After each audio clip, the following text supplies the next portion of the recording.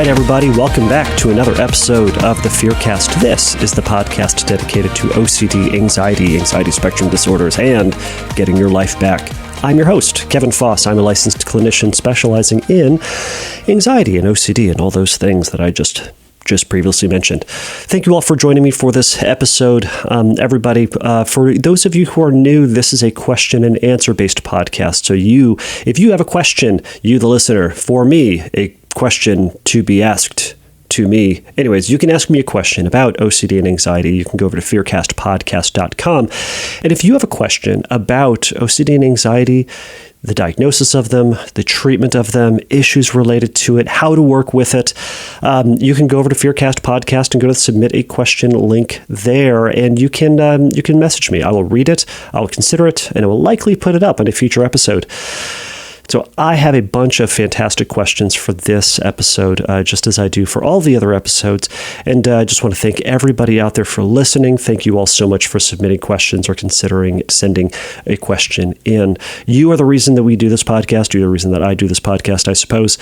And I will just keep doing them until I stop getting questions. But I keep getting questions, so I'm going to keep doing them. So it's exciting for me. Anyhow. Everybody, please remember that if you get a chance, if you like the show, you can go over to wherever else that you get your download or listen to your podcasts and write a review, give me a star, a thumbs up, a like, whatever it is on that format. You can even go over to whatever those formats are and write a review. Again, I don't do any advertising for this. I don't really let anybody else know about this other than iTunes and those things. And also I put some stuff up on Instagram from time to time, which to that effect. On Instagram, I am FearCast Podcast, so you can go over and follow, or I believe it's follow me over there. I'll post things from time to time. I'll post new episodes. I'll post some other things, and check it out over there. But feel free to follow, subscribe, like, write a review. All of it serves to just help other people to find it, and hopefully it can help other people get a little bit of help, a little bit of guidance, a little bit of support during some really hard times in life like this. So I hope everybody's doing well. Man, I'll tell you, these past couple of weeks, 2021 has been quite the year, hasn't it? So I'm an American, maybe you can tell, and man, we've gone through a lot all of a sudden. Remember when 2020 was a thing, and now all of a sudden 2021 is just really trying to give 2020 a run for its money? I'm over it. I'm over it already, and we're like 3 weeks in. This isn't good, everybody. But we're going to make it through. So I had previously mentioned on one of the other episodes that I'm not really big on New Year's resolutions. I feel like they're kind of a bummer sometimes because you try to do them and then you fall off the wagon, and then you don't want to keep getting back on the wagon to keep doing it. And then, December rolls around eventually and you go, man, I was supposed to do that thing. It's just a bummer and I don't really want to do it. I've decided I'm going to do a number of things this year, and I'm going to give it the old college try. Rather than going through my pattern of just defiantly not doing them, I'm going to defiantly do one. So I mentioned before that I'm going to learn how to ride a unicycle, and you know what? Darn it, I'm going to. I have ordered a helmet. I've ordered a new tire for this unicycle, and I'm going to give it a try. So why am I telling all of you something that is probably really embarrassing? Riding a unicycle is probably embarrassing. I'm telling you all for accountability. I'm telling you all because you know what? If you don't tell anybody, if you don't announce it to other people and say, hey, this is the thing that I'm going to try to do, sometimes we just don't do it. Sometimes we find a reason to go, man, you know what? No one's going to hold me to account. No one's going to ask. No one's going to care. So I'm not even going to care. Why would I even try? And then we just give up, and then we just don't do it. Even if it's something that we want to do, even if it's something like I'm going to do my exposures, even if it's something like I'm going to try to get healthier, even if it's like I'm going to try to work out, I'm going to try to do more of something, less of something. If we don't really tell anybody and have other people encourage us and support us and tell us that we're doing a great job, or tell us that we're doing a job, whatever it is, sometimes we just find a reason to not do it. So I am not going to let that happen for me. So why am I doing this, everybody? Why am I telling you about it? My dad had a unicycle. He had it because he's given it to me now. He bought it somewhere in the 70s. It is a super old, super heavy unicycle. I don't even know if it's any good. I don't know if it's a death trap. All I know is ever since I was a kid, I've always wanted to learn how to ride this dumb thing. So I'm going to try to do it. Is it going to help me in any way in my life? No, probably not. Is it going to be a huge pain in the butt? Yes. Is it really lame? Kind of. Would I make fun of me for riding a unicycle? Absolutely. And I'm going to a lot. And I hope all of you out there will make fun of me for it because it's kind of lame. But you know what? Regardless of that, it's something that I want to do. It's something that's exciting. And you know what? I'm excited to do lame things. I hope that you all out there are excited to do, quote, lame things. Now, I'm saying in quotes because there are some things out there that we will label as lame. We'll call them dumb, all those things. But you know what? We are excited about it. And gosh darn it, I'm excited about this. What are you excited about out there? What are you excited about that you're maybe ashamed that other people... what are you ashamed of that you like, that you're afraid that other people will find out, that you don't want to do, that you've been putting off, that you kind of hide from other people? What would it be like this year for you to own it? For you to say, yeah, that's a thing. I like that. I'm into it. It's super fun. I don't mind it. Whatever the verbiage is, but to own it, to take it on as part of who you are without trying to hide you. Now, I know I'm making this a very broader, bigger, more grand thing that it really needs to be because, again, I'm talking about a unicycle, right? But it's more than a unicycle, gosh darn it. It's symbolic. That got a little too much. But I'm going to do this, everybody. I'm going to be bringing you updates. I'm probably going to be putting videos up on Instagram of my failing terribly on it and looking like a big goon, whatever you want to call it, looking not cool by doing it. But you know what? Let's be honest, everybody. None of you thought I was cool, not even a little bit, and that's fine. I'm fine with that, right? I'm mostly fine with that. Anyways, all right, that's enough yammering, everybody. But I'm going to be giving you updates, and I'm challenging all of you to do something that you've been putting off, to do something that you've been afraid of doing. And that's what we're going to be talking about on this episode in various different ways. But without further ado, here are the questions.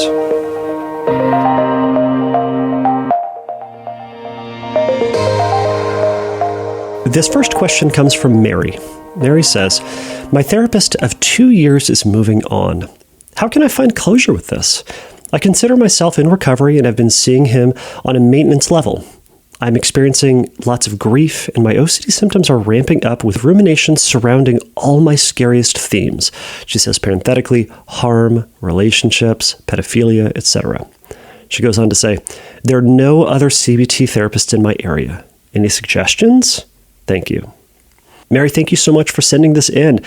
And that's such a great thing that you're considering yourself in kind of maintenance level, in recovery sections, right? That is something to celebrate. So I just want to high five you from a distance that you've probably put in a ton of work and have gotten to a better place. Now, what you're also talking about when termination inevitably happens with therapists, and I use the word termination because that's the fancy term that us therapists use when we are ending therapy. It is the termination of it. It is the end of therapy. I think it's a harsh term. I think it's too intense. It's too terminal. I don't know.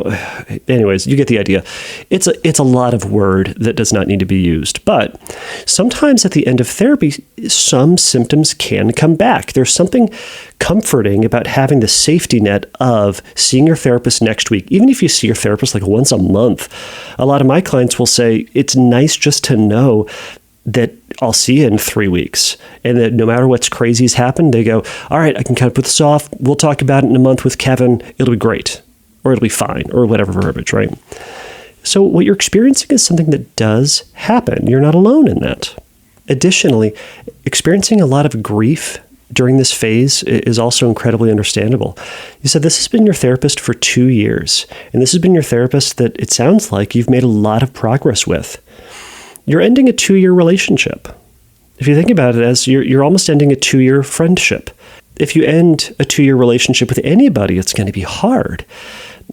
And not just, and this is something this is a relationship that's a little bit different. This is something where you've shared very intimate things about yourself. You've talked about a lot of difficult things. You've done a lot of difficult things with this person, and they've been with you along that journey. this is going to be hard, and it's understandable. In the process of this, I would encourage you to sit down and chat with them about these feelings. And I hope that you are. I hope this therapist is having a lot of conversations. And sometimes with termination sessions, there can be more than one session to talk about and to process the end of this relationship. And also to acknowledge that it's going to be hard for you. But I also want to remind you that though these kind of scariest themes are kicking back up again, and that may be because you're experiencing uncertainty, you're experiencing this like lack of grounding, the grounding that was brought by the therapist in the work that you have together, it can kick up that uncertainty, right? And what have you been talking about with your therapist? Uncertainty about harm, relationships, pedophilia, etc. So it's understandable that there's been this connection that your brain has made between uncertainty and these themes. So it's very common to have them, but remember, you've made a ton of progress, so go back and do all the things that you previously did during the active phase of treatment. What did you do that worked? So specifically, I would say at this point, doing a lot of mindful acceptance. Yep, there's that thought again, but I don't need to do my compulsions about it. I don't need to think about it, research it, wash, check, avoid, whatever the thing is for you. But go back and do all the things that previously worked and just keep staying on or get back on the rails. They say there are no other CBT therapists in your area. That's totally fine. One, you can consider doing teletherapy. That's something that we're all doing in the pandemic, but who knows who's listening to this at some point in the future when the pandemic is not a thing anymore and we're meeting in person. Anyways, finding someone online can be an incredibly helpful process, or it can be an incredibly helpful medium to do therapy, which also can certainly help wherever you are. There's probably someone licensed in your state somewhere that can work with you just to keep this maintenance phase going. Another thing to consider is just maintaining the progress that you're doing and talking with your therapist about a weekly, a monthly, and then a semi-yearly exposure schedule that you can do for yourself. And to that end, one of the things that is important about therapy is learning to be your own therapist. I often say to everybody, nobody wants to be in therapy forever, and my job is to put myself out of a job. It's to be able to make you, my client, if you were my client, to be your own therapist. So you don't have to talk to me forever. You don't have to talk to someone like me forever. So it's instead to think about, what were all the things that were helpful about your therapeutic relationship? Was it just the tools? Because you know how to do them. Was it having someone that you can talk to that kind of knows the language and knows the world of OCD? Well, there are other people out there who can serve that for you. There are support groups where you can have that. You might have a friend who you can talk to about these symptoms. Now, certainly we don't need to make your friend your new therapist, but the idea is being able to have somebody that you can talk to about all these things, where they're going to go, oh my gosh, that's super weird, but they're going to go, yeah, I've heard of that. I get that. So maybe finding someone through one of the various Facebook groups, Facebook OCD groups, finding someone through the Reddit OCD groups, through one of the various groups that are out there that you can use as a support, as a friend, in a sense.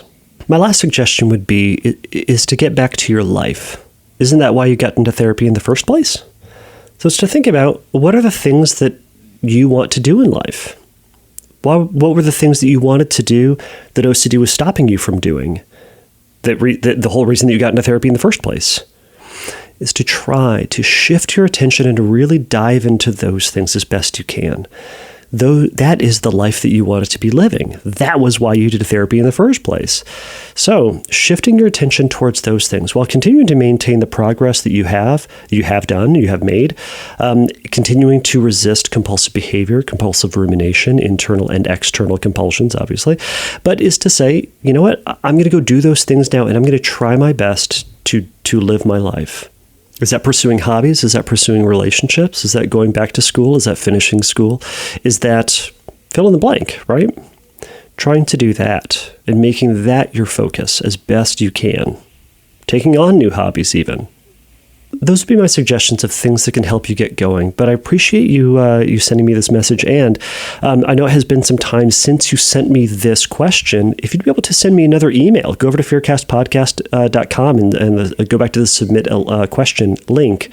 send me a message and let me know how you're doing. I would love to post a follow-up to listeners, and I would just love to know what you did in this process, what you found to be helpful, what were some snags, and maybe that can be a good follow-up question in the future. So thank you so much, Mary, and best of luck.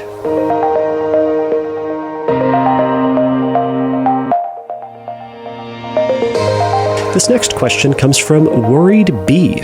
They say, "Hi, I have been diagnosed with gay OCD/HOCD. However, I feel like my situation is unique. I'm able to get strongly aroused by gay pornography, although watching it gives me a lot of fear and anxiety. Does the type of porn that arouses you determine your sexuality?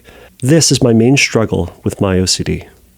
All right, Worried Bee, thank you so much. And you're right, this is a little bit complicated. So for some questions, I'm going to go and do a little bit of research on, try to find some statistics and things like that. So in my research, I found a study that they did on the porn habits of people. And this was a research, or a bit of research that was done with 821 gay, straight, and bisexual participants. I do not know what the breakdown was of that. I do not know where they came up with these numbers or came up with these individuals.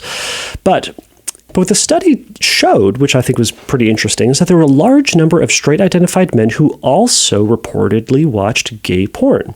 So in this article, 21% of straight men in this study acknowledged watching gay porn in the last 6 months. Additionally, the same study found that 55% of self-identified gay men reported watching straight porn. So there are a lot of things that we can pull from this, and a lot of things that they did extrapolate from this data. But one takeaway from this study is that men's porn habit were far more eclectic than previously anticipated. So to that end, no, porn habits do not determine your sexuality. Now, don't hear that as reassurance, because ultimately I'm not here to confirm what your sexuality is. All I'm here is to point that fact out. So, you say that you're diagnosed with HOCD. You're making it evident that you're judging yourself for your porn habits, and you're ruminating about what that then means. Because the reality is, as you said, you are watching this. You also said you are super into it. You are also saying that you are super anxious by it. Lastly, most HOCD folks, most people experiencing HOCD, identify as straight, but they fear they may be gay for one reason or another. Now, all of this, again, is further complicated, right? So I'm curious about what you would consider the compulsions. Because is it that you're watching gay porn for the validation that you enjoy it? Are you watching other porn to check that you're turned on by that? So are you watching strictly straight porn? Are you watching lesbian porn? Are you watching fill-in-the-blank porn to see if you actually like that? So are you watching gay porn to say, okay, see, I'm only turned on by this? Or see, I'm watching a whole bunch of other things and I'm turned on by all of that. So it can't mean that I'm just gay. It must mean these other things. But the reality is I am turned on by this. So what does that mean? You can see where this starts to go down the rabbit hole of compulsions and checking. My main question for you is going to be, what are you afraid that this says about you? Are you afraid that it means that everything in your life is going to have to change? Are you worried that you're with the wrong partner? Are you worried that, oh no, maybe you're going to be missing out on a fantastic relationship with a man down the line or with a woman? In other words, are you ruminating about your happiness somewhere in the future? Are you worried that deep down you're gay and that you're going to go to hell for it? That you can't, or that you can't just lock down your sexuality into a nice, neat box and will therefore never be happy, certain, and satisfied? Now, I threw out a bunch of questions at you, but it's helpful to think about, well, what does this fact about your behavior mean? I mean, tentatively, I want to say, so what? So what that you're watching gay porn? If that's something that doesn't conflict with religious or spiritual or social or whatever norms or beliefs that you hold or would like to be holding, it's that this might be something that you enjoy. A lot of people out there judge themselves for the various things that they are into sexually. And they draw all these conclusions about themselves and say, well, because I'm into this, well, here's all this other stuff that must be true. Or because I'm into this thing doesn't fit within what I call the straight box. Think about it as like there are two buckets, right? The straight bucket and the gay bucket. Well, the things that I'm into, a straight person must be into all the straight bucket things, and a gay person obviously is in all the gay bucket stuff. But guess what? Sometimes you're into stuff that's in the other bucket. Well, what does that mean? What it means is that there's not a black and white nature to this, and that ultimately the buckets are a lie. I think you're falling victim to the bucket lie. And we need to throw the buckets out. There's the spectrum, and it's also not important to figure out exactly what spectrum or where on the spectrum that you are, but instead to simply say, this is what I'm into. Now, the question then is, yes, you can acknowledge that you're into something, but we also don't have to give in and do it, right? So again, there are a lot of people who might be into watching gay pornography who are self-identified as straight, but they choose not to watch it because it goes against a value or belief or whatever. Right? There are a lot of things that we do. There are people who love cheeseburgers who choose to not eat cheeseburgers because of a moral and ethical desire to not kill animals, right? Now, this is obviously not the same, and it's a stretched example, but you get the idea. What I encourage you to consider is, can I accept myself for this reality that I'm into this, but also to cut out thoughts and behaviors that are compulsive, that are trying to get me to certainty about my sexuality. Your question, does this type of porn that arouses me determine my sexuality? Well, no, not necessarily, right? Because there are a lot of things that are out there. There are a lot of things that perhaps turn you on, and there are a lot of things that make up somebody's sexuality. It is not these individual things that are the problem. It is the rumination about those things that is the problem with OCD. If the rumination doesn't exist, then it's not OCD, right?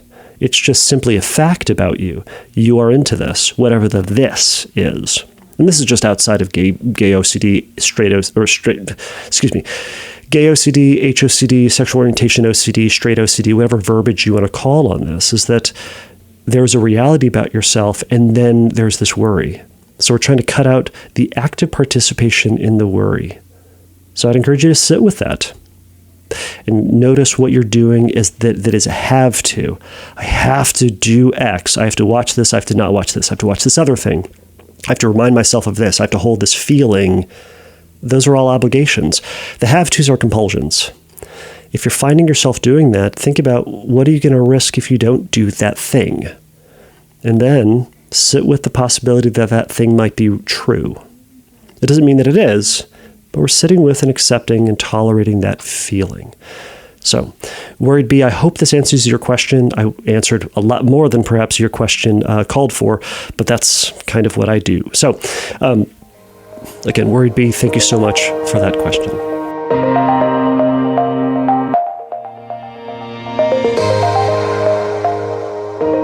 All right, so this next question comes from Joe. Joe says, my question surrounds panic due to feeling sick. I have a fear of feeling sick, not necessarily getting sick, although I certainly wouldn't enjoy the process. He says, every time I feel ill from a stomach ache, eating too much, etc., I have a panic attack. This fear/phobia began in 2018 after I had a stomach bug and was vomiting for the night. As I got sick, I was flooded with negative emotions and the feeling of guilt and shame. I had to confess all my known wrongdoings to my mother in between vomiting. He says, I also suffer from moral scrupulosity, OCD, which seems to flare up when I feel sick. Have you got any tips for dealing with these issues? Any words of advice would greatly be appreciated. Thank you. All right, Joe, we're going to start with the advice. First off, thank you again for sending this in. So here's the advice. You're going to have to start progressively eating too much, and then allowing for those unwanted feelings of shame and guilt to flow in, while resisting compulsive confession or rumination about what you did wrong. You're going to need to allow for those feelings to be present and to accept that you feel the way that you feel, and that's just okay. Hope that makes sense. I'm going to go into this a little bit further, I suppose, but you're going to have to eat a little bit too much and just know that, yeah, I feel these feelings. They come in and they feel really weird. All right, so let's go into the explanation of it. So vomiting can produce what's called one-trial learning, meaning that you learn through a one-time experience that something is bad or dangerous. So this makes sense. If you're eating something bad, you throw up, then you have a strong aversion to that food because your body told you that it's bad for you. This is an incredibly adaptive thing that our brain has developed, and our body has developed, and it has helped keep your ancestors alive. It killed some people probably, but it has kept a lot of people alive. Not that this function didn't kill the people, the bad food that may have, you get the idea, maybe. Anyways, so I'm wondering that if in part what happened, so I'm wondering about if in part that's kind of what happened here. So you ate something, you felt bad, you threw up, and then your body created this connection between the physical sensation and that sense of something is bad. Now, combining this with your moral scrupulosity could produce that result. Now, this is in a sense speculation because I'm not psychic and you and I haven't talked, and who knows, right? But that could be something that's related to. You need to acknowledge that you have moral scrupulosity, which is going to speak to that sense of guilt, that sense of shame. Did I do something wrong? Am I something wrong? Right? So that's where those compulsions are coming in. So to that point, I want you to first consider what you did wrong that required confession. So I'm hearing a great deal of that magical thinking between kind of perceived shortcomings or kind of those magical failings and throwing up, and then the need to confess to alleviate that feeling. So is what you think you did wrong actually wrong? What's the typical way to rectify this? So every problem or every infraction has a resolution.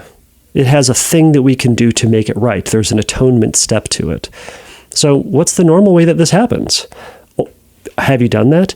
Is there a need to do that? That atonement act, did you do the inciting behavior or thought or action or whatever it is? Or is your OCD overblowing it or manufacturing it? Another thing to think about is that stomachache feeling similar to that feeling of guilt? So think about this. So just because you feel a stomachache doesn't mean that you're then guilty of some wrongdoing. Because, sometimes when we feel bad, we get that like pit in the stomach feeling. We get the stomach drops. I call them the stomach drops. I don't know what you call them. But that feeling of like that stomach is falling out of our body, that awful feeling. They're kind of the same, at least in part, right? So maybe a stomachache is a little bit more ongoing, but there is part of getting a legitimate stomachache that kind of can feel like that stomach drop feeling. I wonder if your brain just kind of rounded those up. But either way, looking at challenging the legitimacy of that feeling, was that feeling the exact, always same, constant, consistent feeling you get when you're feeling guilty and shame because you've done something wrong? Or what you're feeling is something related to a stomachache? What's more likely here? So again, going back to that, though, is your job here is to practice being with that feeling. Because again, what's wrong with that feeling? I mean, other than it feels bad, because it does feel bad, but other than it feeling bad, that feeling just feels bad. It's nothing. It's just a feeling that you can have, and it's the feeling of being full or having a stomachache. Either one, it's not dangerous, nor is it indicative that you are guilty of anything. But I mean, it may be guilty that you've, eaten too much, you've eaten something weird, but ultimately it's just a feeling, right? So here's what I want you to do, though. So next time you feel full, here's the things that I want you to practice. So number one, I want you to observe and describe that feeling that you're having in an objective way. Just describe it. Now, that means stripping it away from the qualitative, judgmental things, right? Not saying, oh, this is bad. Oh, this is awful. Oh, this is, I have to do something. I have to do something about this. Right? I mean, all those are speculation, all those are subjective. But what does it feel like? I feel this pain here. I feel a tightness here. It feels like it's pushing out. I feel very bloated, right? All those would be objectively describing it. So secondly, I want you to keep your attention on that feeling without judging it or yourself. Notice how it moves and shifts and changes or just simply exists in your body. It is there.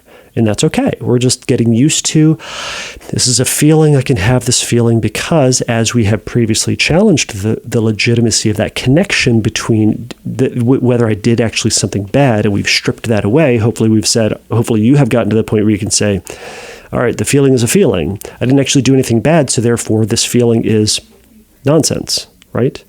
So instead we're saying this feeling just requires me to be with the feeling and not to confess.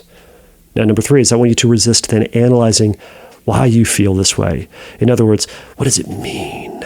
Instead, intensely observe it. It's kind of like a fun science project, right? And you're trying to write a report on it. So you have to pay attention to it in an objective fashion, not judgmental, but just, yep, that feeling is there. It sucks, but it's there. Lastly, continue to breathe in a smooth and consistent manner. When we get anxious, we hold our breath, or when we get anxious, we breathe like this in a panic. Slow ourselves down. Now, that's one thing you can do, that collection of stuff I just mentioned. So additionally, I want you to practice eating just a little too much. Not like bonkers all the time, but like just a bite more than you normally would. And then practice watching TV, driving, having conversations with friends, reading a book, basically anything else that gets your attention off your stomach, right? I know the first exercise is you might be saying, Kevin, you just told me to pay attention to my stomach, and now you're telling me to stop paying attention to my stomach. These are 2 different exercises here. The one is just to recognize that the feeling you have is not a problem. It's uncomfortable, but uncomfortable is not bad. It's just uncomfortable, right? So the second is to practice treating it as if it's not a problem. Because if things that aren't a problem, we don't pay attention to them, right? If it's not a problem, it's not a problem. So that's what these 2 things are there to help to do. Now, continue to practice this and to learn if you can tolerate that feeling, and also noticing that feeling will pass, no matter what you confess. Now, to that point, whenever you feel this feeling, I want you to commit to not confessing your wrongdoings, because I don't know any religious or moral system that says, well, stomach aches equal you've done something bad. I mean, I suppose there's magical thinking to some religions or things like that you have this experience, so it's indicative that you've done something wrong. I don't know. That sounds very medieval, right? Like your house burned down because there's sin in your family. I don't know. Stuff like that. It doesn't sound very reasonable, but I wouldn't put that past our anxious brain, right? Right. Committing to withholding your confession until at the very least that feeling of the urgency passes. Now, if the feeling and the urgency passes, meaning you don't feel that urge, like I've got to, I have to, the push, you know what that feeling is. If that feeling is still there after the stomachache goes away, after the anxiety goes away, and you still have this convicted urge to then tell someone, well, then I suppose you can. However, I would process the need to or should or can with somebody who understands your moral or ethical system, and to chat with them to see if that moral ethical system is consistent with the average person, or if it is way overblown by you and your anxiety. My anticipation is it's way overblown by your anxiety. Ultimately speaking, even if it's still there, that urge to then confess is still there after the stomach feeling goes away, practice, at least for a period of time, not telling anybody, not confessing to anyone, and sitting with that feeling and saying, I don't need to confess. Now, that doesn't mean it's a forever thing, but that would be something to process with a therapist who knows you, who knows your process, who knows your system. And hopefully that therapist understands OCD, which I suppose that understands the process. You get the idea. It's processing that out with them to know when the right time to introduce that again will be helpful. But for a period of time, resist and sit with that anxiety. That feeling will go away. The urgency will go away because it always does, right? And sometimes we're going to eat too much and we need to get used to that reality. So that's my task for you. That's my assignment for you. So, Joe, take it with a grain of salt. If you are working with a therapist and what I've said goes completely against what your therapist said, don't do it. Talk to them about it. I suppose that's to be said for everybody here. Everybody, if I say something here that just goes against what your therapist is saying, talk to them about it, okay? They're your therapist, not me. I'm just a dude on a podcast giving advice and giving guidance. So, Joe, that was my side note. Best of luck, and thank you for this comment.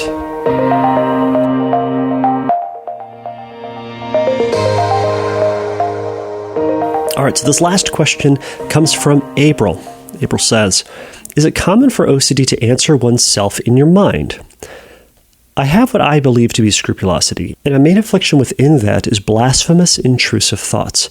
When something bad happens, or OCD forces me to do a compulsion, I'm fed up with them and I think something terrible about God. But it feels so real, as if the anger that I'm feeling is indeed coming from me. It happens frequently and throughout the day, and after it happens, I feel compelled to pray about it. The logical side of me realizes this never happened until I was driven by OCD. But on the other hand, my brain tells me that it must be because of my own response to the situation. Is this what is known as thought-action fusion?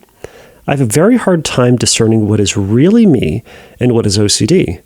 Both thought processes feel like my own.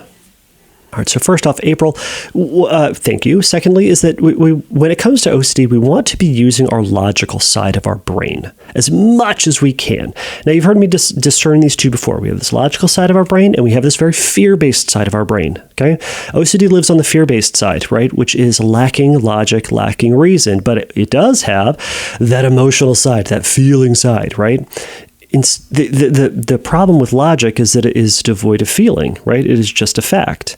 Now, feeling oftentimes wins over logic, but what we are trying to do here is to rip our attention, pull it back and pull it over to our logical side. So when your logical side says it's not of your doing, and instead it's OCD related, try trusting that. Practice as if that were true. If that were true, how would your response be different, right?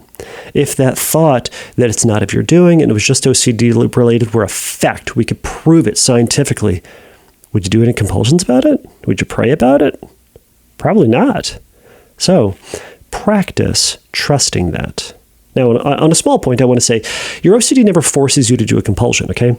You do the compulsion because you are always in control of your actions. Right? We do a compulsion because we feel uncomfortable, we feel scared, we feel uncomfortable, or we feel uncertain, right?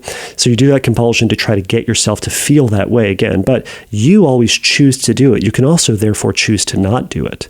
Now, which brings me to the you part of you. So yes, you did yell at God. And yes, you were angry. And yes, that anger and that yelling did come from you as part of your own response to that situation. But it also is, at the same time, not you. The you part of you doesn't want to do it, but you also did it. You had a thought, but it's also not you. All right, this is probably confusing, right? Because I'm saying you a lot. But we need to separate out these yous, okay? There is a you, a deep, core, factual you. Now, that you is values-based. It's your core self. It's your consciousness that observes what you're thinking, observes what you're feeling, observes your general experiences. That thought you have, while within you, it isn't you. While you notice that thought, it's not you. This is the difference between an egosyntonic and an ego-dystonic thought. A thought that comes from us, that is related to us, is an egosyntonic thought, meaning it is consistent with who we are, what we value, what we want generally in life. An ego-dystonic thought is something that is not, right? An egosyntonic thought for me would be, hey, I want to go have sushi tonight, right? I like sushi. It's delicious. I might eat it tonight. We'll see. An ego-dystonic thought would be, I'm going to go eat my dog's foot tonight. That's weird. Why would I want that? That's gross. My dog is gross. It's also, I would have to chop the foot off my dog. I don't really want to do that. That's not like high on the priority list. That goes against what I want. Now, this is a weird example, right? But for you, an ego-dystonic thought is cursing or yelling or expressing anger towards God. Yes, you had that. It is a thought that you had, but it goes against your values. So we call that an ego dystonic thought. It's not in symphony, syntonic, right? It is dystonic. It is against. Now, it's against you. OCD thoughts are ego dystonic thoughts by definition. So back to the you part of you.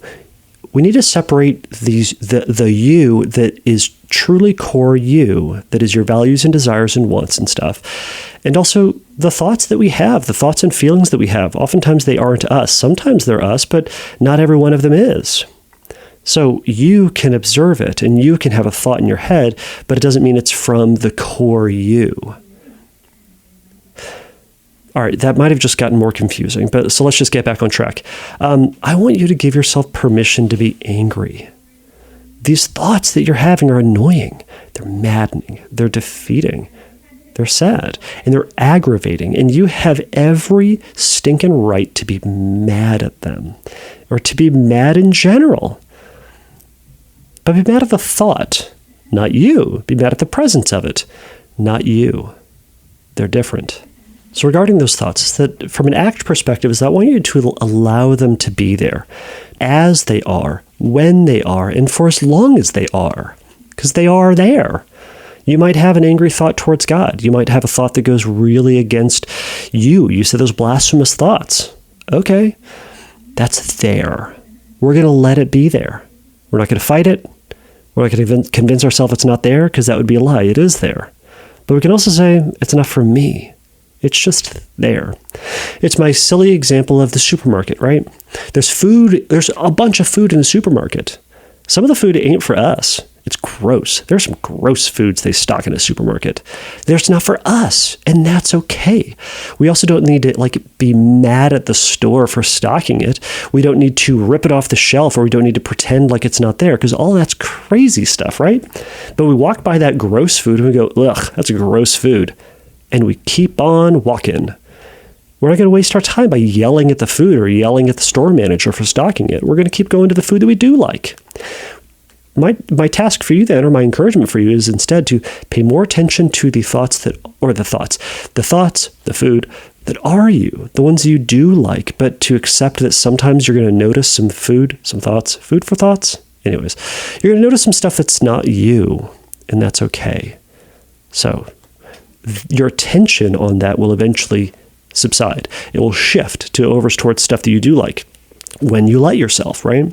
If there's a food in the supermarket you hated and you stopped to stare at it and you only stared at it, and then you got mad for staring at it, well, why are you staring at it? So I know this isn't just me saying, well, stop thinking about it, because obviously easier said than done, right? But you know what? If you saw that gross food in the supermarket and you kept going towards the food that you do like, eventually, if you turned your thoughts and your behaviors towards the food that you do like, your attention is going to be less and less and less on that gross, weird food, to the point where at some point you're going to forget about it in due time. That's what we're doing. Now, all that was from an ACT perspective. Now, an ACT perspective for someone with religious scrup can be really helpful, because a lot of folks who are religious, they don't want to intentionally have a blasphemous thought, right? So when it comes to ERP, I'm not necessarily going to advise you to intentionally go have blasphemous thoughts. Now, those are great things you can have. You can think intentionally kind of dirty, angry thoughts. Like you think the F word in church, that might be helpful. But I'd work that out with a therapist and kind of talk about what seems to be syntonic with you, what seems to be consistent with you, and what seems to be of value to you, and then see what you'd be willing to do. Not everyone is going to be willing to do exposures, intentional, active exposures toward the things that are distasteful to them, and that's okay. You can still make a ton of progress if you allow yourself to instead just know that thought's going to be there sometime, and sometimes your brain is going to curse at God or is going to be angry at God, and sometimes you're going to be angry and you're going to be angry at God. That's okay. But we don't need to judge ourselves or beat ourselves up about it. In fact, all the judging and beating yourself up is really just wasting more time ruminating on the things that you don't like, and is not giving you permission to go do the things that you do like or do value even. Now, to that point, most importantly, what I don't want you to do is to pray about this. So do not pray in apologizing to God about the cursing or about the anger or about whatever you're doing against God or that you're viewing against God. Instead, allow the thought intentionally, if you're willing to allow the thought. If you're willing to, through ERP, intentionally have the thought. But then to move on without the prayer, without apologizing, without crossing yourself, without lighting a candle, without nailing a piece of paper to with your perceived sins on it, and nailing it to a cross, whatever it is that you're doing. I also realized that I'm reading all of this, and I just had a review back on into your question and realized there was nothing there that specifically said that you were Christian or Christian adjacent, but that is perhaps my bias, because I think 100% of the questions that I've gotten from religious group folks have been Christian. So if you are not Christian or Christian adjacent, I apologize. And I will try to do better next time. But I'm going to take my chances on this and assume that you are. Anyways, but getting back to it is I want you to let the thought be there and then to move on and treat it as if it's not you. Like you would let that gross food in the supermarket be there and you would just walk by and let someone else buy it if that's for them. Move past this thought and get on back to your life. So, April, I hope that helped. Hope that makes sense. Thank you so much for that question. All right, everybody. Thank you so much for making it through this episode. Everybody, I mentioned it in that previous question, but I also don't say this enough, is that, I might say something on this podcast that goes completely against what your therapist or treating physician is telling you to do. If that is the case, what I want you to do is, instead of assuming that I'm right and assuming that your therapist is wrong, is that I want you to go talk to your therapist about what you heard me say.